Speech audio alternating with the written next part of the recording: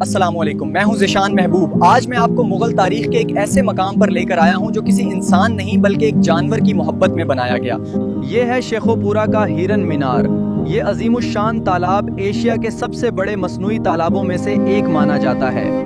شہنشاہ جہانگیر اپنے پسندیدہ ہرن مانس راج سے اتنی محبت کرتے تھے کہ اس کی موت پر انہوں نے یہاں شکار پر پابندی لگا دی تھی۔ کیا آپ جانتے ہیں کہ اس مینار میں موجود یہ سوراخ کس لیے تھے؟ تاریخ دانوں کے مطابق ان میں شکار کیے گئے جانوروں کے سر سجائے جاتے تھے۔